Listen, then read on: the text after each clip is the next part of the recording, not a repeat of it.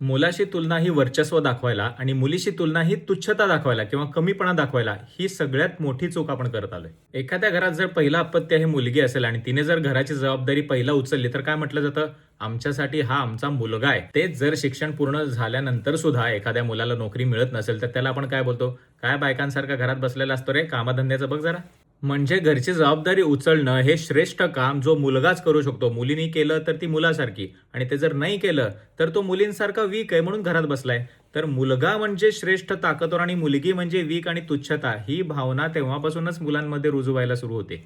तुम्हाला नाही वाटत मुलांमध्ये असलेला अननेसरी इगो आणि मुलींमध्ये असलेला तो अंडर कॉन्फिडन्सच्या मागे हे कारण असू शकतं? दुसरी बाजू इमोशन्सच्या बाबतीत बोलायचं झालं तर मुलगी जेव्हा मोठी होते, तिला पिरियड्स यायला सुरुवात होतात, तर ॲटलिस्ट मुलीची आई तिच्याशी खुलेपणाने बोलायला सुरुवात करते. तिला काही गोष्टी समजवते आणि तिला पण जेव्हा हे एक्सपिरियन्स येईल तेव्हा मोकळेपणाने माझ्यापाशी येऊन बोल असं तिला शिकवलं जातं.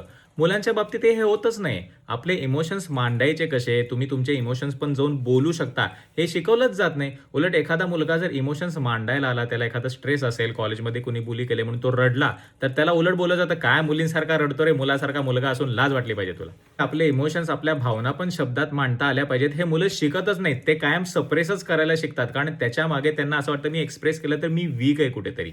यामुळे दुसरा एक माइंडसेट डेव्हलप होतो की मुली इमोशनल असतात, सेन्सिटिव्ह असतात, एक्सप्रेसिव्ह असतात आणि त्यांना आपल्या भावना मांडता येतात.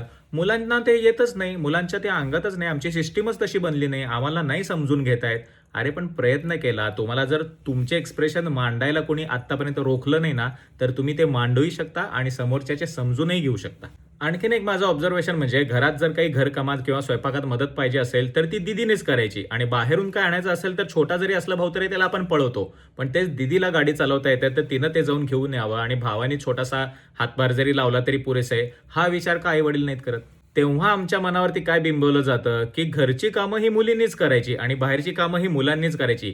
कॅपॅसिटी कोणाची काय आहे, कोण काय करू शकतो याचा विचार नाही त्यामागे. अजून एक तुम्ही पाहिलं असेल, शाळेतून किंवा कॉलेजमधून जर मुलीला उशीर झाला, मैत्रिणीशी गप्पा मारत बसली तर तिला विचारलं जातं की का आज का वेळ लागला? तेच जर मुलगा असेल घरामध्ये, त्याला रात्री 12 वाजता मित्राचा फोन येऊ दे, आई मी चाललो ग बस, एवढं सांगितलं तरी पुरेसं असतं. इथे एक गोष्ट नकळत आपण मुलं शिकतो, ते म्हणजे मुलींनी मात्र सगळ्या गोष्टी विचारून सांगूनच करायच्या. मुलांनी मनाला वाटेल तेव्हा वाटेल ते केलं तरी चालतं, कुणी काही बोलणार नाही. ह्या गोष्टी जेव्हा आता मोठे झाल्यावर कळतात किंवा आठवतात ना आपल्यासोबत काय झालं होतं, तेव्हा एक द्वेषाची भावना ऑटोमॅटिक मनामध्ये येते की अरे मुलांना मात्र किती सारं फ्रीडम दिलं गेलेलं आहे, मुलींना कायम रेस्ट्रिक्शन्स घातलेली गेली आहेत. हे होणं साहजिक आहे. पण जसं मी एकदम सुरुवातीला जबाबदारीबद्दल बोललो आणि त्याबद्दल होणाऱ्या कौतुकाबद्दल बोललो, त्याची दुसरी एक बाजू, त्याचा साईड इफेक्ट तुम्ही म्हणू शकता, तो म्हणजे मुलांना तुम्हाला काय आवडतं, कशात इंटरेस्ट आहे, कशात तुमची जास्त ताकद आहे आणि तुम्ही फास्ट ग्रो करू शकाल याचा विचार करायची मुभा मिळत नाही. जबाबदारीचं ओझं इतकं त्यांच्या खांद्यावर टाकलं जातं की पहिला जे मिळेल ते काम हातात घेऊन कमवायला लाग. कित्येक मुलं आहेत ज्यांनी आपली स्वप्न मारली आहेत, मन मारलंय आणि जे पडेल ते काम करतायत आणि स्वप्न कधी जेव्हा जमेल तेव्हा आपण जगू या विचारामध्ये आहेत आणि डिप्रेशनमध्ये जातात. आणि मुलींच्या बाबतीत होणारं नुकसान म्हणजे काय, तर त्यांना पहिल्यापासून हेच सांगितलं असतं की तुझ्यावरती आमची काही जबाबदारी नाही, तुझं लग्न होणार आहे, तू तिकडचा तुझा संसार बघ.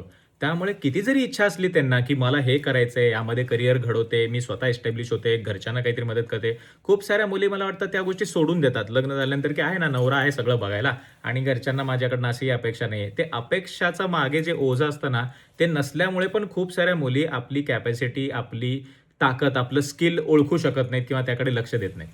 आत्ताच्या बऱ्याच यंग जनरेशनला हा प्रॉब्लेम वाटणार नाही, कारण तुमच्या आईवडिलांना ह्या गोष्टी कळून चुकलेल्या आहेत. पण आमची जी जनरेशन आहे 85, 90, 95 बिफोर 2000 बॉर्न, जे सध्या सगळ्यात जास्त असलेला वर्किंग क्लास आहे तुम्ही म्हणू शकता किंवा मॅरिड पीपल ज्यांना 4 वर्षांची, 5 वर्षांची, 10 वर्षाची मुलं आहेत, हा सगळा तो वर्ग आहे ज्या लोकांना ह्या सगळ्यातून जावं लागलंय. 25 to 45 या एज ग्रुपमध्ये आपल्या इंडियामध्ये सगळ्यात जास्त पॉप्युलेशन आहे जी काम करते, जबाबदाऱ्या पार पडते. बऱ्याच जणांची नवीन लग्न झाली आहेत, बऱ्याच जणांना नवीन मुलं झाली आहेत. पण हा सगळा जो इमोशनल खेळ आमच्यासोबत झालाय, मेंटॅलिटी आमची जी डेव्हलप झाली आहे ना, त्याच्याबद्दल कधी विचारच केला नाही, त्यामुळे त्याच्यावर कधी काम पण केले गेले नाही. या जनरेशनच्या कपल्समध्ये जे काही इश्यू होतात ना, मला वाटतं त्या सगळ्यांची मूळ कारणं ही त्यांची अपब्रिंगिंग आहे. त्यामुळे मुळात आपल्याला प्रॉब्लेमचं मूळ काय कळालं ना, तर आपण त्याच्यावर काम करू शकू.